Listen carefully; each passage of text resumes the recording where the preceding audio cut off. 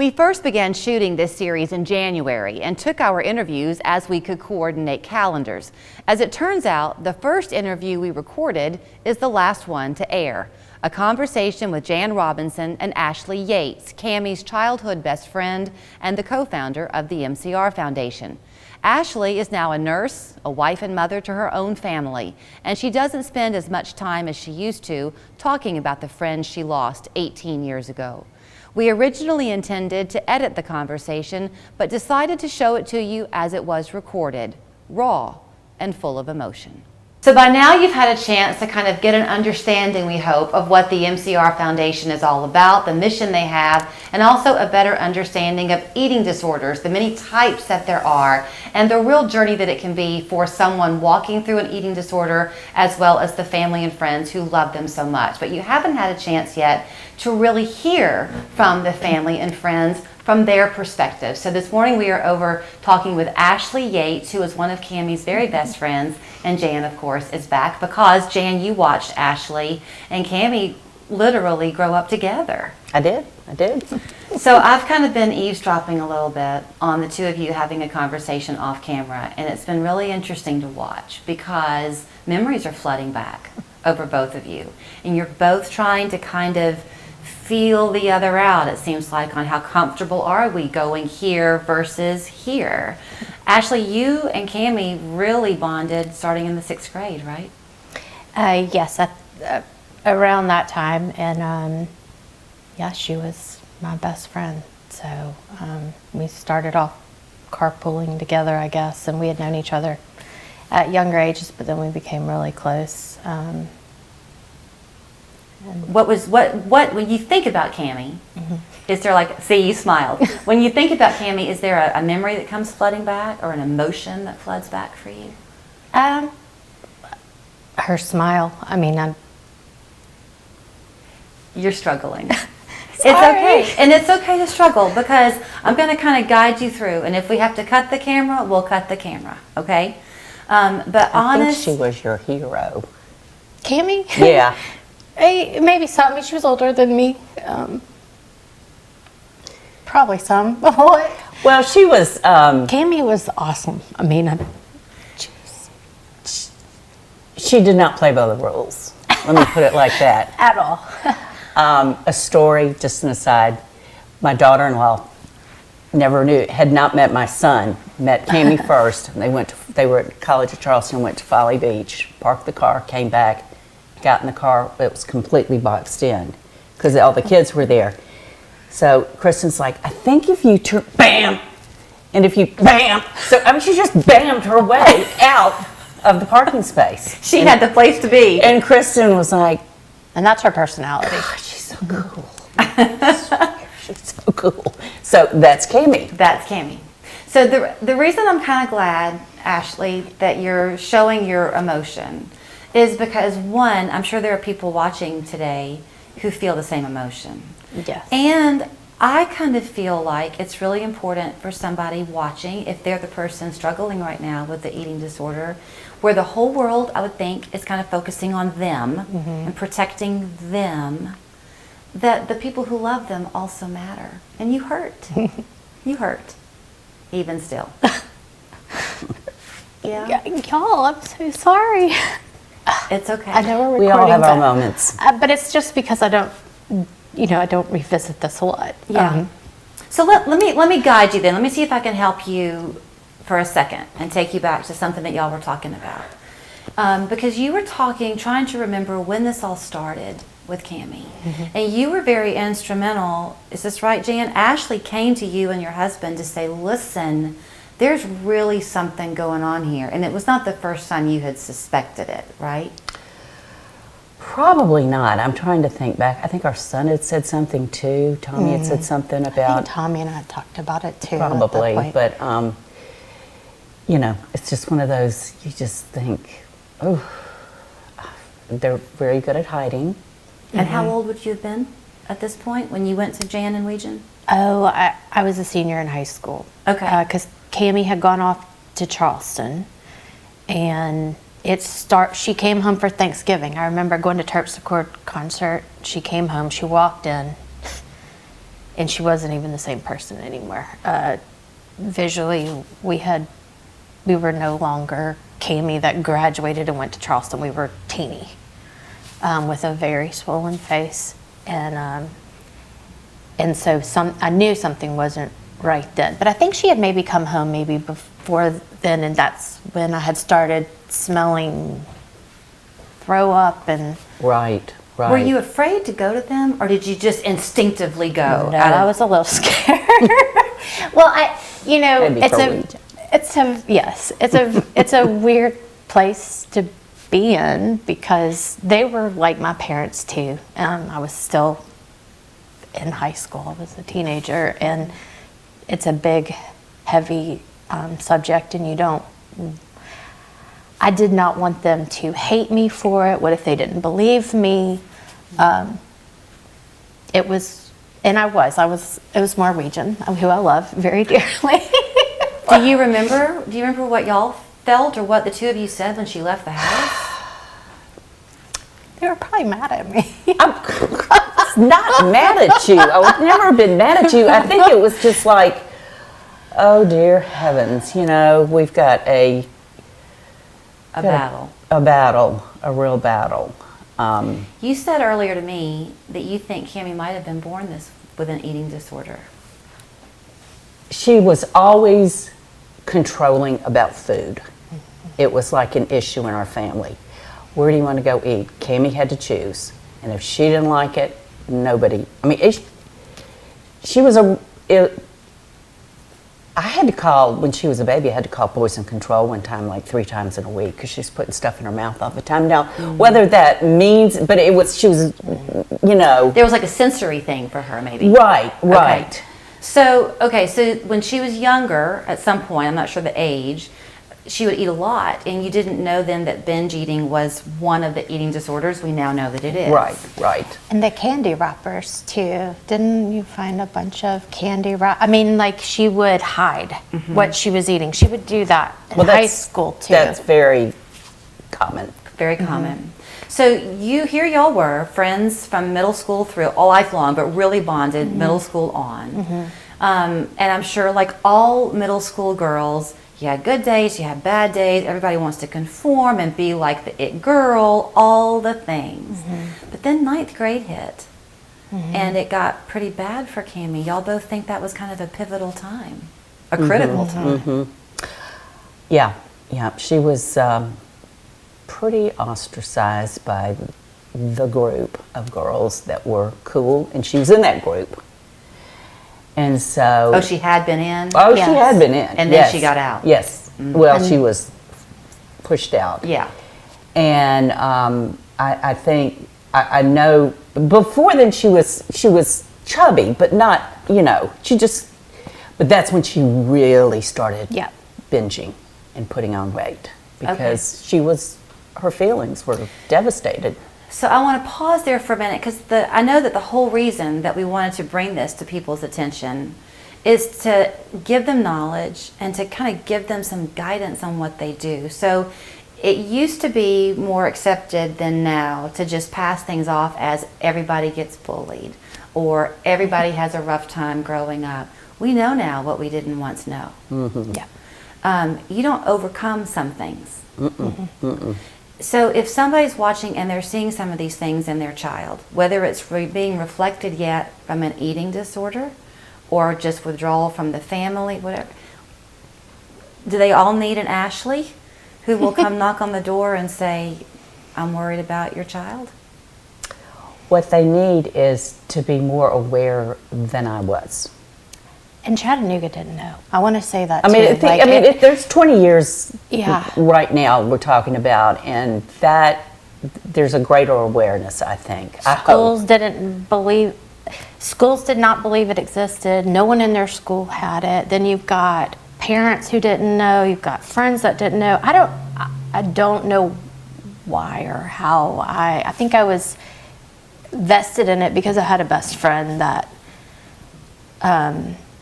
had an eating disorder, but I knew people could die, but I don't think I still at that point understood either. And all I can remember is at the funeral, we've talked about this, how everybody came up to me and was like, I didn't know you could die. And there was such a, just a lack of knowledge behind it. And then there was zeroing in on, they just thought there was, bulimia or anorexia, but they didn't realize that there are all these divisions within it. And even now there's more. There's more sects of what an eating disorder is. Mm-hmm. And so I think there was just a large lack of education in this area. And that's part of why we did this, why we started this, is because at least we could have an educated, we had big aspirations to educate the world, but at least we can say that Chattanooga has more of a sense of Cammy's foundation. High school, the headmaster was known as saying there was no eating disorder there. And I was like, they need to be published. Well, it was not true, of course. We had people in rehab for it during high school. But when you're like that, I swear it's all about shame. People are so ashamed of mental illness and saying, my daughter has a problem, this, that, and the other. Well, that just means she's very sensitive and she's caring and she's, it's hard to live in this world. Mm-hmm. It's hard to live in this world. And we don't say that out loud enough. It is. No one grows up thinking, no one's told life is tough. And also, I've been reading something recently that everybody says children are so resilient. And this book that I've been reading says, no, they're not. No, they're not. So you're fooling yourself. So I'm having to remember that we're on television and not three moms sitting around talking, because my thoughts are going probably in a lot of places you can imagine where they're going. I think that you're right, children aren't resilient. Not unless someone's there to guide them and show them the way out. But they're not going to bounce right back. No, and you don't forget either. Or be able to figure it out on their own.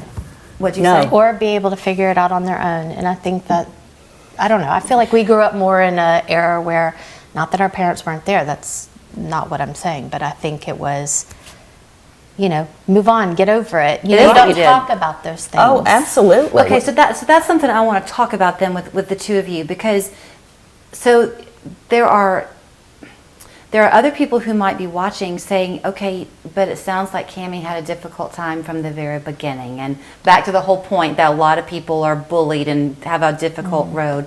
So for you, Ashley, as the friend, that's hard as a young person to watch this happening to your best friend. Looking back on teenage you, college you, could you have used some support that you didn't have? Was it hard to be you? Yes, and I think that I was at a loss as to what to do. I think finally I went to them. Of course, you have that fear behind it, but there's not a lot of support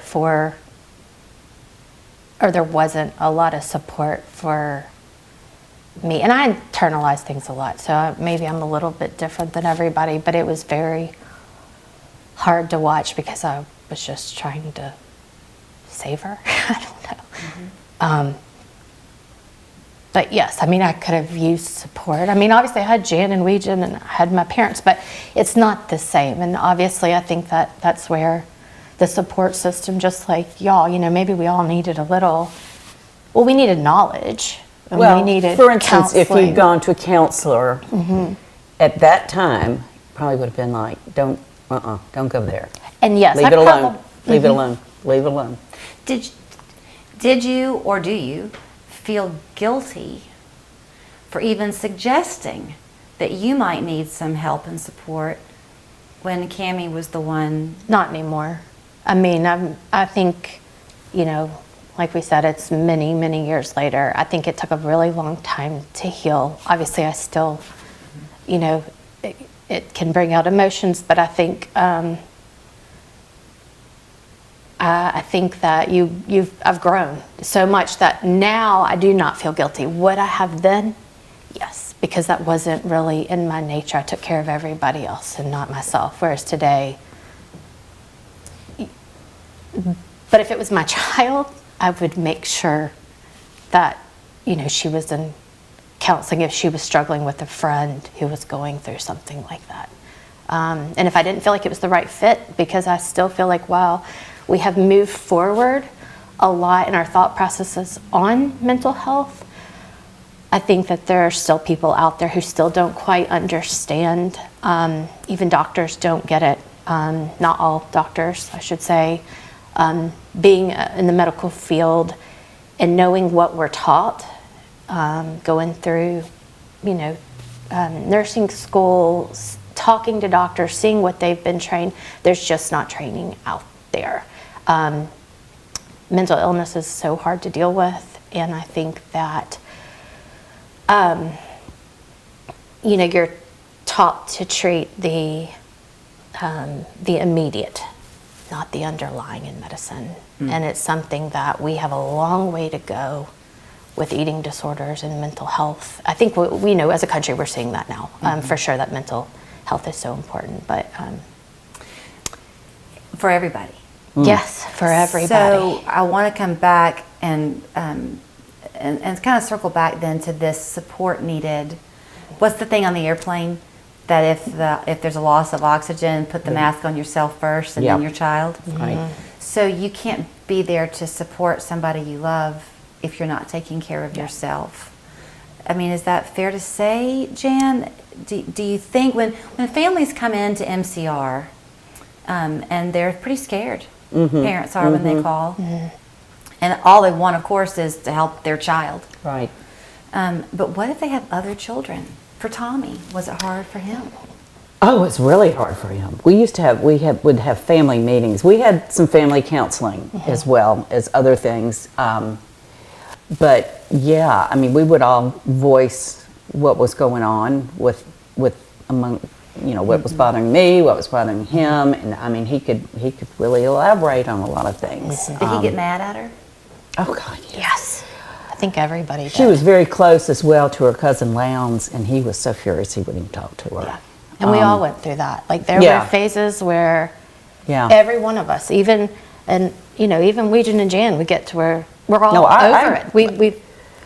It's exhausting. I can remember when Tommy was going off to college, and we had just come back from Canada, and the whole time I was like, she's playing a shell game. I know Weejan was like, I don't think so. I said, I know it. I can tell. Yep. I can tell. Yep. So she gets home. I'm getting ready to send my son off to college, and she has a seizure, ends up in the hospital again. Do you think she timed it because he was going off to college? I don't think she did. I don't think so. I mean, she loved him dearly, but I was like, I wouldn't go to the hospital the first day, and finally I went, and she had this friend. She was like, well, you've got a so-and-so. I said, don't you tell me what I've got to do. I am furious. And I said, do you want to live or die? Yes. I mean, basically, do you want to live? And she said, well, I want to live. And I said, well, then why are you killing yourself? And this was a conversation I also had with her over and over again. And that's where I feel guilty for it still to this day, but it was the truth. It's like that you would have said that honestly to her? Oh, I said it to her right before she died. Not right before. It was probably the summer before. I thought she was getting better. I thought, she was going to get engaged. I mean, her life was going a different direction. And I looked at her and I said, why don't you just kill yourself? And that's awful. I mean, to this day, that's something that I said it to her. I talked to her about, I said, if you keep up with this, we're going to plan your funeral. Yes. But you know why I think you did that, Jan? Somebody had to fight for her. Yeah. And we did. I mean, right, no, right. I don't mean that but I feel like that's all we did was fight for her, and she couldn't fight for herself sometimes. I think that too, and I think it's a lot of times, if somebody else is doing it for you, then maybe sometimes you don't have to work as hard. I don't know. I don't know. I think one of the things, she went back to school, UTC, right before she died. School was a trigger. I'm always big on telling people about triggers. Yes. Whether you like it or not, if something is not a fit and it's a trigger, don't go there. Just, not everybody has to go to college. Not everybody has to this, that, and the other. There are lots of options for people. So, And I think there's more today too than there even was Right, then. yeah. Like, But I it think was there was like, more of an expectation then, whereas now it's okay if you go a different path. but I think that was I think that was a trigger. So, do you think, or at some point when y'all were both, everybody was trying to beg with her to do what you so desperately wanted her to be able to find a way to do, for parents and friends who are going through this now, at some point we all have our own survival. And I think that's when we would step away. I mean, And give yourself permission to we do had that? to. I mean, and I feel like it kind of went back and forth. It's like when I wasn't, there were times where we were both involved at the same time, but I feel like it was a very up and down, hit or miss. Like, I don't ever want to talk to her again, and that was never true. But, Well, there was anger. You have, there was anger, but yes. I will say something that I had one of the greatest gifts in the world. She died on a Friday. That Wednesday, I went by I said, I want to walk. And she said, okay. I said, don't you stand me up. And we took a walk, and we had the best talk we've ever had in our life. The most honest talk. So I feel like that was such a gift for me. So, thank you for that, Gabby.